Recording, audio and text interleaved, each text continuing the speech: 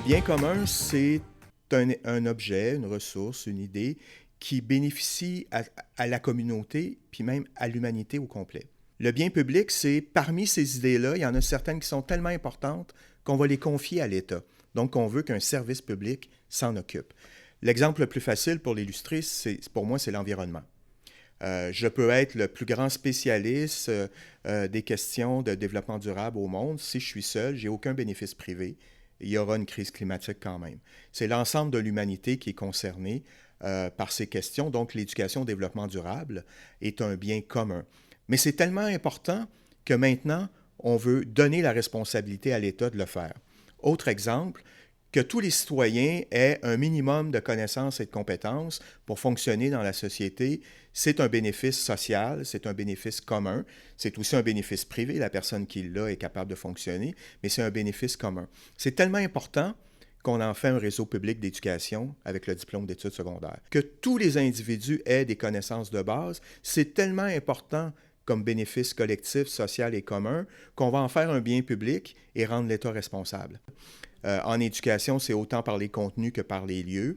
Quels sont les lieux dont l'existence et quelles sont les connaissances dont l'existence est un bénéfice pour l'ensemble de la collectivité, de l'humanité. Et parmi celles-ci, lesquelles sont tellement importantes qu'on rend l'État responsable d'assurer, donc l'instrument collectif commun, l'État, qu'on rend l'État responsable d'assurer que ça soit livré. Réfléchir au bien commun et au bien public en éducation des adultes, c'est vraiment rendre effective la société du savoir, puis mettre le savoir au service du progrès des individus, des communautés, de l'humanité, et pas juste un bénéfice commercial, salarial de chacun dans son coin qui s'en sorte dans une économie du savoir. Ça, c'est insuffisant, c'est incomplet, et c'est probablement dangereux, comme l'a dit et le redit l'UNESCO, l'ONU, la crise climatique a à sa source l'ignorance des gens.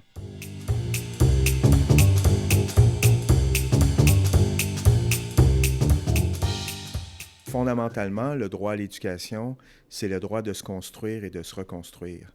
Et ça, au-delà les considérations juridiques, les considérations politiques, je trouvais que là, ça donnait un sens anthropologique au droit à l'éducation. C'est qu'on peut être ce qu'on est et ce qu'on est le résultat des apprentissages qu'on a faits. Mais on pourrait tout aussi bien apprendre tout à fait autre chose et se réinventer. Je dirais, c'est de pouvoir apprendre tout ce qu'on a besoin d'apprendre dans tous les sujets et selon la manière qui nous convient du point de vue de la personne. Ça veut dire que ça peut être apprendre la gestion de ses finances personnelles, des hobbies qu'une personne peut avoir, l'informatique, apprendre un métier, apprendre à être, apprendre à devenir, apprendre une langue, etc., etc. Les sujets d'apprentissage sont aussi infinis que les intérêts de chaque être humain. Et les lieux d'apprentissage, que ce soit en milieu scolaire, mais aussi en milieu communautaire, que ce soit avec des collègues au travail, par les pairs, par soi-même, en ligne, etc. Donc, l'éducation des adultes, maintenant, c'est l'infini, le bassin de sujets possibles d'apprentissage, c'est l'infini de la connaissance. Le potentiel de l'apprentissage est infini. Et ça, c'est un peu la balise générale. Par après, si on compare les politiques publiques ou ce qui se passe effectivement, ben là, c'est beaucoup plus restreint.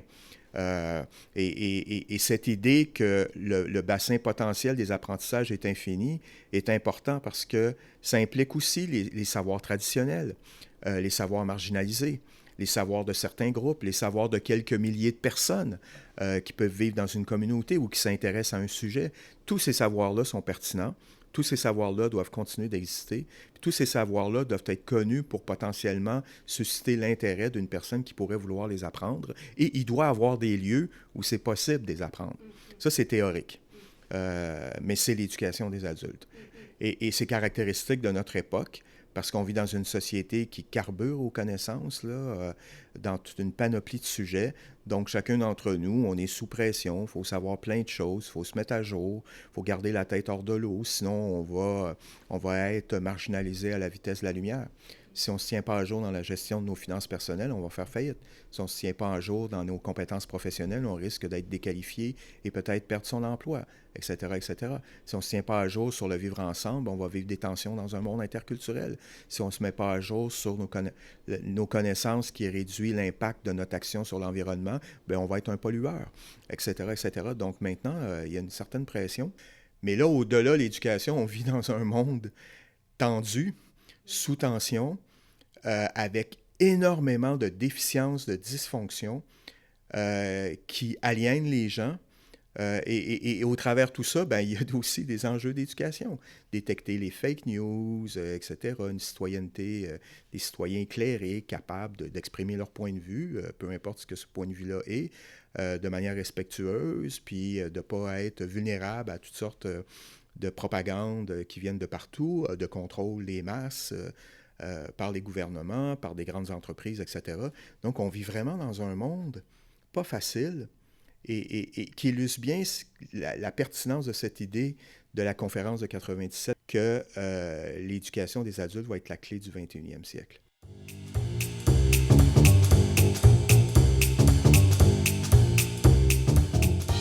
Au Québec, les années 80 aussi sont marquantes. C'est la fin d'un chapitre parce qu'il y a eu une crise économique majeure qui a créé beaucoup de chômage et qui a entraîné l'État à réduire son action à la formation des chômeurs, qui est encore une dominante des politiques publiques.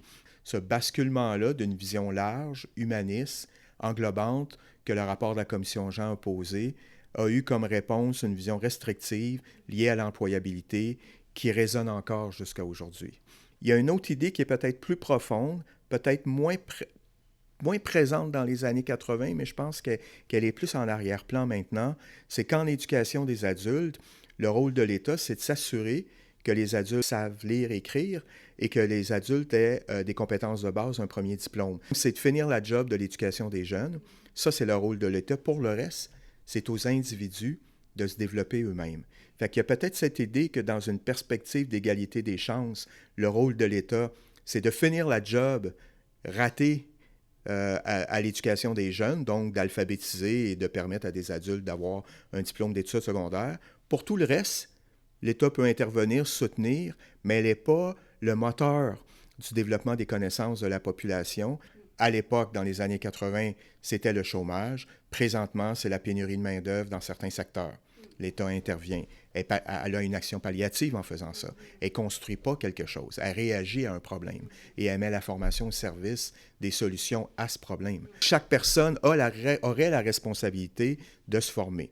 Il y a des limites à ça, mais parce qu'il y a des objectifs sociaux qui sont importants puis qui s'imposent aux individus, comme le développement durable. On ne laisse pas aux gens le loisir de décider si oui ou non ils veulent être compétents comme citoyens soucieux du développement durable. Les États l'imposent, puis c'est à nous de suivre, là.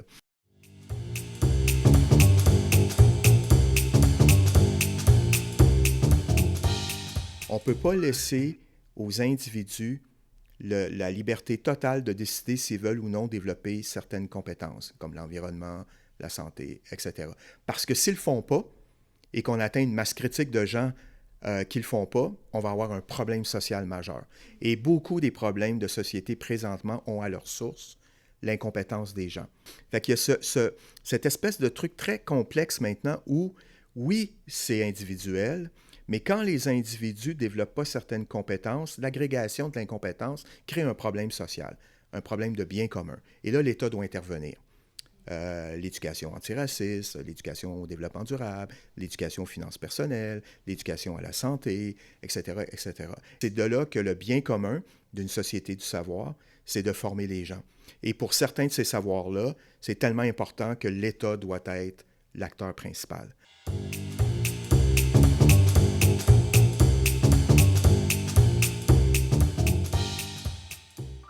Je crois que le droit à l'éducation tel qu'il a été exprimé dans des documents internationaux, la Déclaration universelle des droits de la personne dans les années 40, doit être modernisé. Et je crois aujourd'hui que ce qui est à faire, c'est créer un droit à l'apprentissage tout au long de la vie. Que le droit à l'éducation soit le droit de tous les individus d'apprendre tout au long de leur vie. Pas les jeunes de 5, 4, 5 ans à 12, 13 ans, à 16 ans au secondaire, d'avoir un premier diplôme, puis après, bon, ils continueront s'ils veulent, mais c'est ça le droit à l'éducation. C'est pas le droit à une formation de base scolaire initiale chez les jeunes. C'est comme ça que c'est compris, c'est dans le moment. Et ça, c'est un idéal qui permettrait de traduire une vision de la nécessité de l'apprentissage aujourd'hui pour tout le monde dans un nouveau cadre juridique qui imposerait des nouvelles obligations à l'État et à l'ensemble de la société dans une vision plus englobante, plus holistique, plus contemporaine des enjeux éducatifs. Ce projet très spécifique permet pour moi d'incarner cet idéal d'un cadre de politique qui est en phase avec la réalité de l'apprentissage. Parce que dans le moment, ce n'est pas le cas. Il y a un déphasage vertigineux là, quand on est un spécialiste, puis on analyse le contenu des politiques, puis on le compare à la réalité de l'éducation des adultes. Le gouffre est tellement énorme que l'État ne témoigne pas d'une capacité ou d'une intention d'être un joueur dans un monde contemporain, pas dans celui du 20e siècle, dans celui du 21e siècle.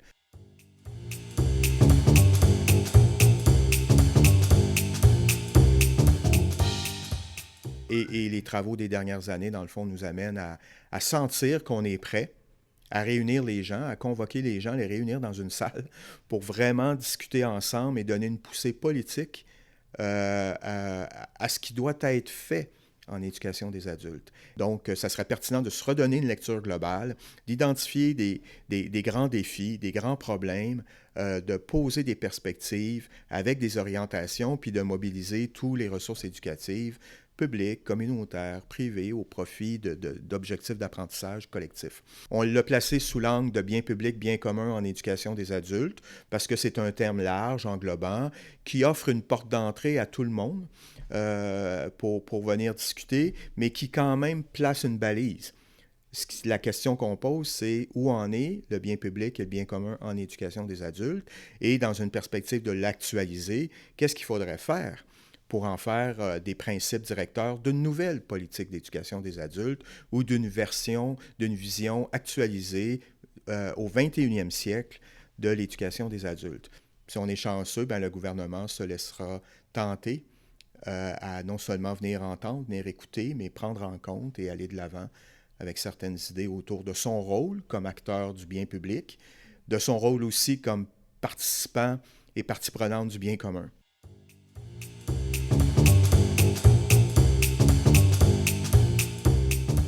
À notre époque, l'ampleur planétaire des crises implique de renforcer la démocratie mondiale qui est vraiment boiteuse, minimalement renforcer les démocraties nationales qui sont aussi assez boiteuses.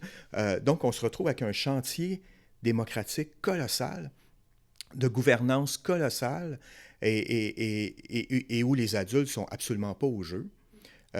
C'est une manière d'expliquer tout l'attrait du populisme chez certaines populations, les frustrations qui font que les gens prennent les choses en main. Eux-mêmes vont occuper le devant du Parlement, vont défoncer les portes de d'autres parlements, etc., etc. Cette frustration-là vient vraiment d'un sentiment de laisser pour compte. Et sous l'angle des valeurs fondamentales de l'éducation des adultes, c'est une violation de l'andragogie. Les principes de l'andragogie invite, demande, exige de mettre au cœur du processus décisionnel en éducation des adultes l'apprenant.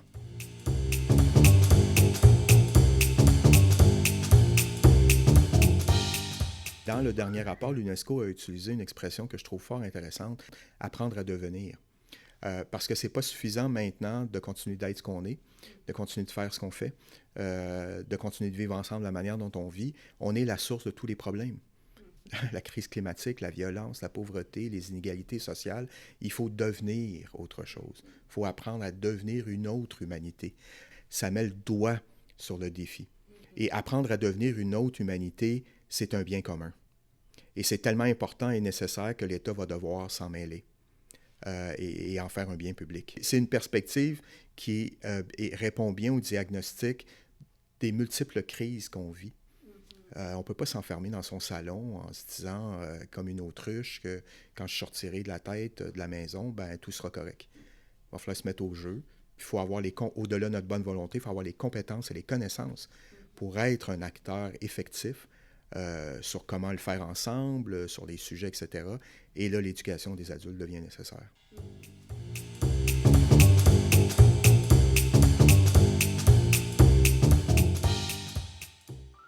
Je crois, moi, qu'on est à un point similaire à celui où les gens des années 50 et 60 étaient. Ces gens-là, à l'époque, voyaient bien que la société changeait, voyaient qu'il fallait moderniser le Québec, voyaient qu'on n'avait pas les institutions pour le faire et que c'était nécessaire d'inventer un nouveau moyen, un réseau public moderne d'éducation avec les polyvalentes, les cégeps, le réseau EQ et compagnie. Et leur but n'était pas de faire ça. Leur but était, au travers de ça, de créer le Québécois moderne. Bien ça, on l'a réussi, c'est nous tous, c'est les gens d'aujourd'hui. Maintenant, je pense qu'on a une infrastructure qui roule, etc., qui est améliorée, mais qui est assez complète, mais on n'a pas de projet, on n'a pas de sens. Et là, ce qui se pointe à l'horizon, c'est un 21e siècle très complexe, très technologique, très complexe sur le plan des relations à l'intérieur des pays, entre les pays, avec des enjeux transfrontaliers comme la crise climatique. Et que là, le défi, c'est de mettre en place quelque chose pour créer le Québécois du 21e siècle. En éducation, il y a quelque chose de plus fondamental qui appartient à l'État, c'est de construire l'avenir.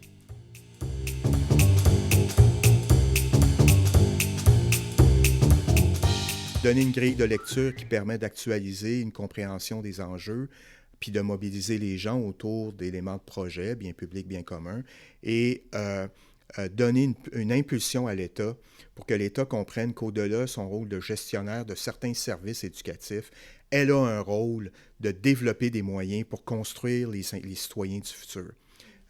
Et si le Forum peut donner à l'État un sens des perspectives, de son rôle essentiel en éducation, comme ça avait été le cas dans les années 60, on aura atteint quelque chose de fondamental avec le Forum. Et dans notre cas, on ne peut pas continuer de rouler comme on roule parce que le Québécois du 21e siècle ne peut pas être le Québécois d'aujourd'hui. On ne peut pas mettre sur les épaules des prochaines générations, des jeunes, le poids de solutionner tous les problèmes dont ils ne sont pas la source, dont leurs parents est la source. Puis dire, on ne s'occupera pas des parents, on ne s'occupera pas des adultes. Là, eux autres, bon, c'est fini, on les laisse aller. Comme disait Greta Thunberg, comment osez-vous faire ça? Comment osez-vous nous imposer tout ça et pas vous mettre en mouvement?